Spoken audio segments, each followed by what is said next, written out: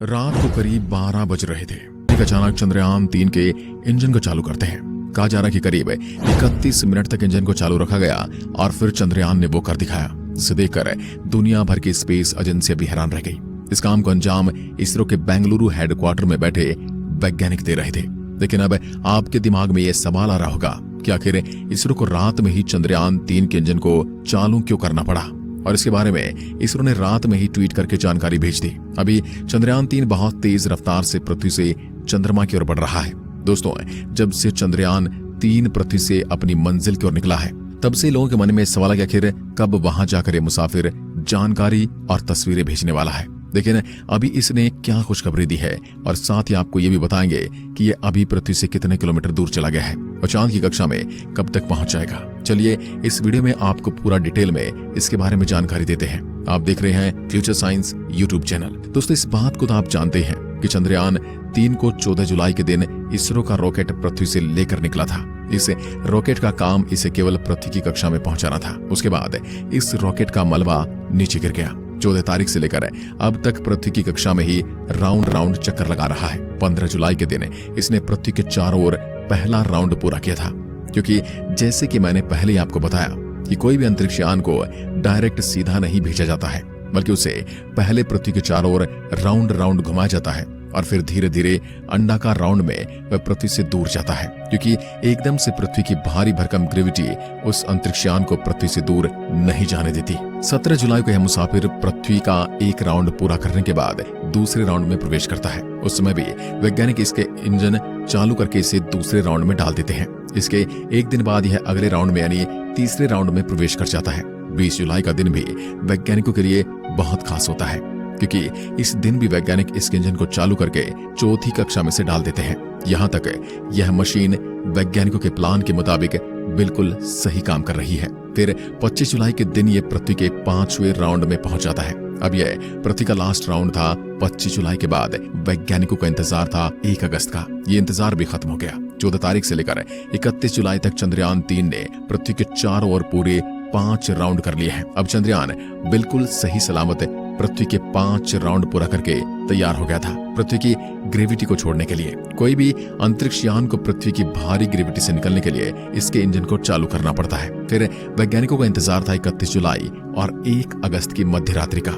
रात में करीब 12 बजे वैज्ञानिक इसके इंजन को ऑन कर देते हैं। जैसे चंद्रयान पृथ्वी से 236 किलोमीटर की दूरी पर पहुंचता है, तो वैज्ञानिकों ने स्पेसक्राफ्ट में लगे थ्रस्टर्स में फायरिंग की। इस पूरी प्रक्रिया को विज्ञान की भाषा में ट्रांसलूनर इंजेक्शन कहा जाता है।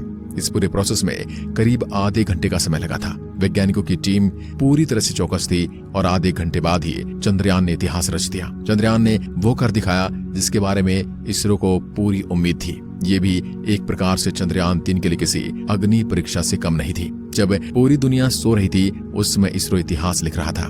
यानी रात को ही चंद्रयान ने इतिहास रचते हुए पृथ्वी के गुरुत्वाकर्षण को छोड़कर पृथ्वी और चांद के बीच वाले रास्ते की तरफ मुंह मोड़ लिया था, जहां अब उसे एक भयानक अंतरिक्ष में एक लंबी दूरी तय करनी है। चांद तक पहुंचने के लिए आज अब चंद्रयान पृथ्वी और चंद्रमा के बीच के हाईवे के ऊपर चल रहा है। लेकिन दोस्तों, यह पृथ्वी का गुरुत्वाकर्षण छोड़ता है, उसमें इसकी स्पीड बहुत ज्यादा तेज रखनी पड़ती है। जब यह हमारी पृथ्वी के वातावरण से बाहर निकला था, उस समय इसको 1 सेकंड के अंदर 11 किलोमीटर की स्पीड हासिल करनी पड़ती है। इतनी स्पीड हासिल करने के लिए इसरो वैज्ञानिकों ने बाहुबली रॉकेट का प्रयोग किया था।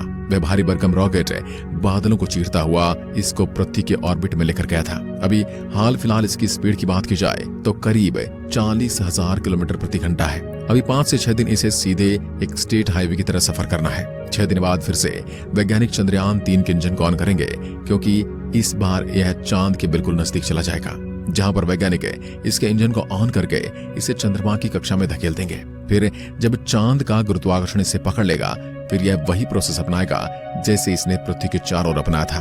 ये चांद के चारों ओर अंडाकार राउंड काटते हुए धीरे धीरे नजदीक जाएगा। लेकिन ये काम आपको जितना आसान लग रहा है उतना है नहीं। यहाँ पर अगर वैज्ञानिकों ने थोड़ी सी भी चूक हो जाती है, तो आपको पता है कि 40,000 किलोमीटर प्रति घंटा की रफ्तार से ये बढ़ रहा है। इतनी रफ्तार से चूकने पर यह चांद से आगे निकल सकता है। वैज्ञानिक इसे चांद की कक्षा में डालने के लिए मॉड्यूल सिस्टम को ऑन करके थ्रस्टर्स के माध्यम से इसे कंट्रोल करते हैं। प्रोपल्सन मॉड्यूल में लगे छोटे छोटे इंजन की मदद से इसे अपोजिट दबाव देकर इसे चांद की कक्षा में डाल दिया जाएगा। इस वक्त वैज्ञानिक पल पल की जानकारी रखेंगे, क्योंकि चंद्रयान के लिए ये दिन भी बहुत ज्यादा खास रहने वाला है। और एक बार चांद की कक्षा में पहुंचने के बाद धीरे धीरे वैज्ञानिक इसकी कक्षा को छोटा करते जाएंगे और चंद्रयान अपने लक्ष्य के नजदीक पहुंच जाएगा। ये प्रोसेस भी काफी दिन होगा। फिर 17 अगस्त के दिन चंद्रमा का प्रपल्शन मॉड्यूल विक्रम लैंडर से अलग हो जाएगा। उसके बाद चांद पर कुछ राउंड काटने के बाद 23 अगस्त के दिन यह चांद के बहुत नजदीक यानी 30 किलोमीटर की ऊंचाई पर पहुंच जाएगा। फिर इसका केवल एक ही काम है, बस इसे धीरे धीरे चांद की जमीन पर उतारना। ये सफर कुछ मिनटों का होता है, लेकिन इस पूरे मिशन के यह 15 से 20 मिनट बहुत ज्यादा खास और भयानक होते हैं। इसी फेज में आके अच्छे मिशन फेल हो जाते हैं, क्योंकि इस समय इस अंतरिक्ष यान को बड़े आराम से उतरना होता है और इसके लिए वैज्ञानिक इसके अंदर एडवांस टेक्नोलॉजी वाले उपकरण लगाते हैं, जो इसकी गति को उतरते वक्त स्लो करते हैं, जिसे थ्रस्टर कहा जाता है। यही थ्रस्टर इसे ऊपर अपोजिट डायरेक्शन में धकेलते हैं, जिससे कि इसकी स्पीड कम हो जाती है। इस दौरान चंद्रयान 3 की लैंडर की रफ्तार 6000 किलोमीटर प्रति सेकंड से धीरे धीरे घटकर 7.2 किलोमीटर प्रति सेकंड यानी 2 मीटर प्रति सेकंड तक लेकर आनी है। जिस वक्त ये अंतरिक्ष यान उस भयानक जगह पर उतरेगा, इस वक्त ये अपना खुद का दिमाग इस्तेमाल करने वाला है, यानी ये खुद की आर्टिफिशियल इंटेलिजेंस का इस्तेमाल करके ये डिसाइड करेगा कि उसे उस मुश्किल वक्त में कैसे फैसले लेने हैं। इसरो की इसी तकनीक की दुनिया दीवानी हो गई है। ये एडवांस तकनीक है, इसके अंदर लगे होने की वजह से वैज्ञानिकों को इतनी ज्यादा टेंशन नहीं है, क्योंकि यह रोबोटिक माइंड से मुश्किल परिस्थिति में बिल्कुल भी विचलित नहीं होने वाला। इसरो के वैज्ञानिकों ने तकनीक इसलिए लगाई क्योंकि वहां पर सेकंडों का खेल होता है। अगर उसे पृथ्वी पर बैठे कमांड देंगे तो कमांड को पहुंचने में टाइम लग जाता है। इतने टाइम में तो चंद्रयान के साथ कुछ भी हो सकता है। इसलिए जब यह चंद्रमा पर लैंडिंग करेगा तो खुद के बलबूते पर ही लैंडिंग करेगा, और एक बार से सही लैंडिंग कर गया तो इंडिया का नाम पूरी दुनिया में हो जाएगा। उतरने के बाद तो ये बिल्कुल भी देरी नहीं करेगा चांद के उस अंधेरी दुनिया के राज खोलने में। जब चांद के उन भयानक गड्ढों की पहली बार तस्वीर दुनिया के सामने आएगी तो पूरी दुनिया के वैज्ञानिक भी अचंभित रहने वाले हैं, क्योंकि करोड़ों साल से वह गड्ढे वीरान पड़े हैं। अगर पृथ्वी पर इस प्रकार के गड्ढे कई सालों से वीरान पड़े होते तो उनके अंदर तो कई प्रकार के जीव जंतु जाकर अपना बसेरा बना लेते, लेकिन चंद्रमा पर आखिर उन भयानक गड्ढों के अंदर क्या है, ये सवाल वैज्ञानिकों को अब बहुत परेशान कर रहा है। इसका जवाब हमें सटीक रूप से चंद्रयान 3 का रोवर ही वहां जाकर देने वाला है। इस रोवर को चांद की उस उबड़-खाबड़ जमीन पर चलने में भी परेशानी आने वाली है। इसके लिए इसके अंदर कई प्रकार के सेंसर लगे हुए हैं, जो पहले ही उसको बता देंगे कि कहां पर गड्ढा है और कहां पर बड़ा पत्थर है। तो ये पहले से ही उनसे सचेत हो जाएगा।